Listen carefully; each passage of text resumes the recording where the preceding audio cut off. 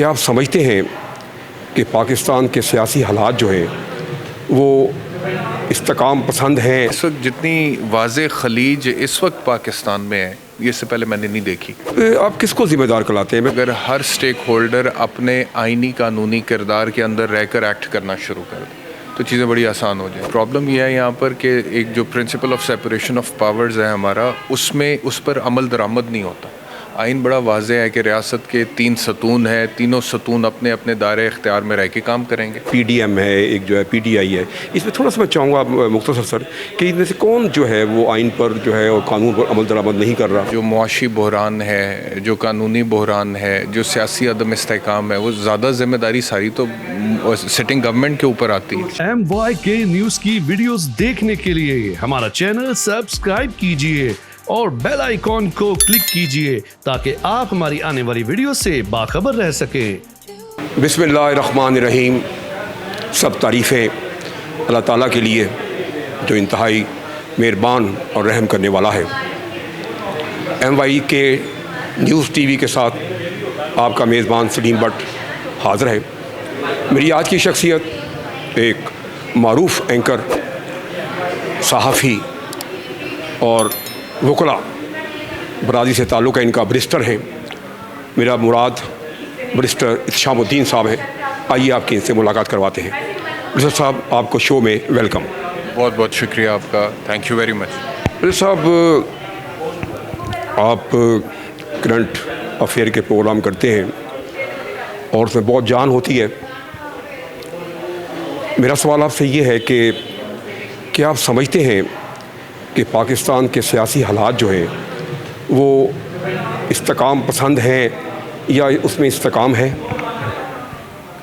میرے خیال میں بڑا اہم سوال ہے آپ کا، اور مسئلہ یہ ہے کہ استحکام پسندی جو ہے نا، وہ اگر ہماری ترجیح ہوتی تو حالات یہ نہ ہوتے، لیکن حالات جو ہیں اس سے اشارہ یہی ملتا ہے کہ ہماری ترجیحات مختلف ہیں۔ اور یہ میں پہلے کئی دفعہ کہہ چکا ہوا ہوں کہ ترجیحات اگر عوامی ہوں کہ عوام کے لیے کام کرنا ہے، حکومت عوام کے لیے بنانی ہے، عوام کے لیے چلانی ہے، عوام کو ریلیف دینا ہے، تو پھر تو کسی بھی معاشرے میں استحکام آ جاتا ہے۔ لیکن اگر حکومت حاصل کرنا اور پھر حاصل کر کے اس کو سیاسی مفادات کے لیے استعمال کرنا مقصد ہو، تو پھر ایسے معاشروں میں، ایسے کلچرز میں، ایسے ملکوں میں عدم استحکام پیدا ہوتا ہے، اور پاکستان میں انفارچونیٹلی اس وقت یہی صورتحال ہے۔ آپ نے جو اشارہ کیا ہے سر کہ عدم استحکام ہے، آپ نے یہ واضح کر دیا ہے، لیکن سر دیکھنے میں یہ آیا ہے کہ سیاسی جہاں صورتحال ہوتی ہے، ایسے بحران ہوتے ہیں، وہاں مشاورت کا ایک عمل جو ہوتا ہے وہ بہت اہم ہوتا ہے۔ تو سر میں آپ سے پوچھنا چاہوں گا کہ یہ مشاورتی عمل جو ہے یہ آپ کیسے دیکھتے ہیں؟ کیا یہ ممکن ہے؟ میرا خیال ہے کہ میں کئی دفعہ یہ بات کر چکا ہوں کہ جو کچھ ایسے معاملات ہیں نا جس کا تعلق ریاست پاکستان کے ساتھ ہے، وہاں پر ہمیں من حیث القوم اکٹھا ہونے کی ضرورت ہے، کیونکہ دیکھیں at the end of the day جو کوئی بھی ہے، جس بھی نظریے سے اس کا تعلق ہے، جو بھی سیاسی وابستگی ہے، اس کے باوجود ہیں تو ہم سب پاکستانی، تو کچھ تو ہے نا جو ہم سب میں اکٹھا ہے، ٹھیک ہے؟ تو جہاں تک اس کی بات ہے وہاں پر ہمیں اکٹھا ہونا چاہیے، بیٹھنا بھی چاہیے، بات بھی کرنی چاہیے، مذاکرات بھی ہونے چاہیے، اور اس حوالے سے پھر چیزیں آگے بڑھنی چاہیے۔ ہاں، لیکن جہاں تک سیاست کی بات ہے تو اس میں اس وقت جتنی واضح خلیج اس وقت پاکستان میں ہے یہ اس سے پہلے میں نے نہیں دیکھی، مطلب کہ ہوئی ہے، رہی ہے، لیکن اس وقت وہ بہت پرومیننٹ ہے۔ اچھا شاہ صاحب، میں تھوڑا سا آپ سے ضرور چاہوں گا اس پر ہی بات کرنا۔ یہ جو خلیج پیدا ہوئی ہے اس پہ آپ کس کو ذمہ دار کراتے ہیں؟ میں مختصر چاہوں گا آپ سے ذرا۔ اس کے ذمہ داری جو ہے وہ حالات پہ ہے، اور حالات پیدا کرنے میں انسانوں کا بڑا کردار ہوتا ہے، اور جو لوگ اس ملک کو لے کر چل رہے ہیں، جو صاحب اقتدار ہیں، جو کسی پوزیشن پر بیٹھے ہیں، ان کے جو معاملات تھے وہ اپنے تئیں جیسے بھی لے کر چلیں، اس کی وجہ سے ایسے حالات پیدا ہوئے ہیں جس کی وجہ سے عوام کو لگتا ہے کہ ان کے ساتھ دھوکہ ہوا ہے، ان کے ساتھ فراڈ ہوا ہے، ان سے کیے گئے وعدے پورے نہیں ہوئے، گرین پاسپورٹ کی عزت نہیں ہے۔ تو جب عوام میں یہ سینٹیمنٹ پیدا ہو جاتا ہے تو پھر اس معاشرے میں ایک خلیج پیدا ہو جاتی ہے، تو یہی وجہ ہے اس کی۔ خلیج کا جو ہے خاتمہ جو ہے وہ تو ہونا ہے نا جی، ملک کے وفیظ مفاد میں۔ تو آپ کیا تجویز دیں گے؟ میں چاہوں گا اس میرے پروگرام میں، کیونکہ آپ کا ایک وسیع تجربہ ہے، آپ لوگوں سے باتیں کرتے ہیں، سیاستدانوں سے باتیں کرتے ہیں، میں سمجھتا ہوں آپ کی رائے جو ہے میرے لیے بڑی مقدم ہوگی. ہمیں کوئی ایسا فارمولہ بتائیے کہ جس سے جو ہے نا یہ لوگ سارے ایک میز پر اکٹھے ہو جائیں اور ملک کی سلامتی کے لیے بات کر سکیں. میں یہ سمجھتا ہوں کہ اس کے لیے ایک کام جو بڑا آسان ہے، کہنے کو آسان ہے کرنے کو بڑا مشکل ہے، وہ یہ ہے کہ اگر ہر سٹیک ہولڈر اپنے آئینی قانونی کردار کے اندر رہ کر ایکٹ کرنا شروع کر دے تو چیزیں بڑی آسان ہو جائیں گی.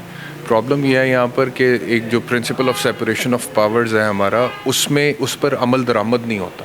آئین بڑا واضح ہے کہ ریاست کے 3 ستون ہیں، تینوں ستون اپنے اپنے دائرۂ اختیار میں رہ کے کام کریں گے. جب اس میں سے کوئی ایک ستون باہر نکلتا ہے اور دوسرے ادارے کے معاملات میں مداخلت کرتا ہے تو اس سے بگاڑ پیدا ہوتا ہے.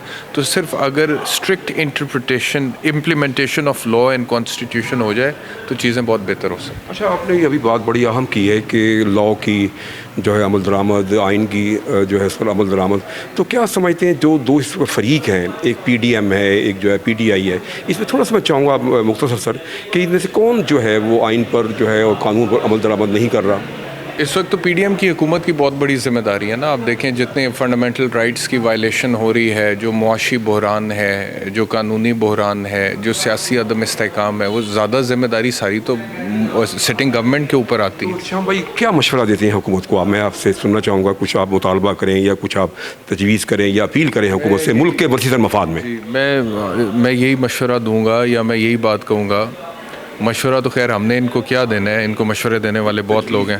ہاں، لیکن میں یہ کہوں گا کہ دیکھیں دو آپشنز ہیں ان کے پاس. ایک تو یہ کہ چند مہینے کے مزید اقتدار کے لیے آئین و قانون سے انحراف کر لیں تو اقتدار چند مہینہ کا اور اس سے نقصان یہ ہوگا کہ مقبولیت جو ہے وہ اور زیادہ گراف نیچے چلا جائے. دوسرا یہ ہے کہ اب آئین کا جو تقاضا ہے 90 دن میں الیکشنز ہونے چاہیے پنجاب میں، کے پی کے میں، اس کو امپلیمنٹ ہونے دیں تو جو ڈیمیج ہے وہ جتنا ہو چکا ہے وہ تو ہو چکا ہے، اس سے زیادہ ڈیمیج سے بچ جائیں گے. ٹھیک ہے، اور ایک سموتھ ٹرانزیشن کی طرف ملک بھی چلا جائے گا. عوام اگر چاہتی ہے عمران خان کو وزیر اعظم دیکھنا تو عوام کی امنگوں کے مطابق الیکشنز کروا دیں ٹرانسپیرنٹ. اگر وہ ان کو ووٹ کرتے ہیں وہ پرائم منسٹر بن جائیں گے.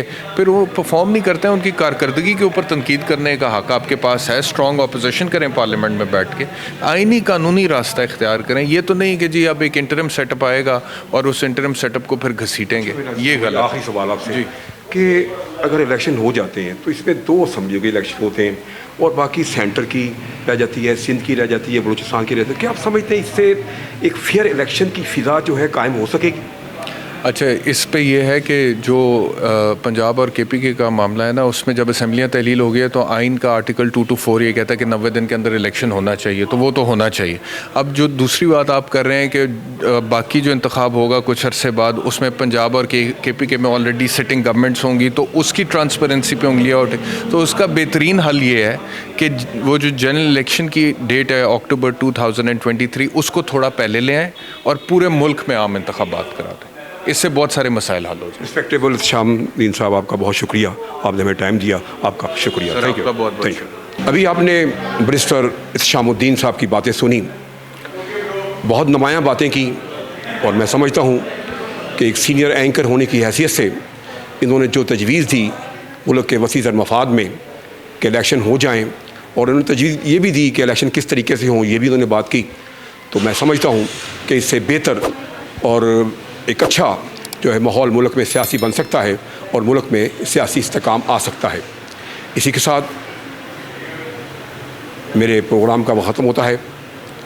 MYK ٹیلی ویژن کی طرف سے اپنے ہوسٹ سلیم بٹ کو اجازت دیجیے. اللہ حافظ.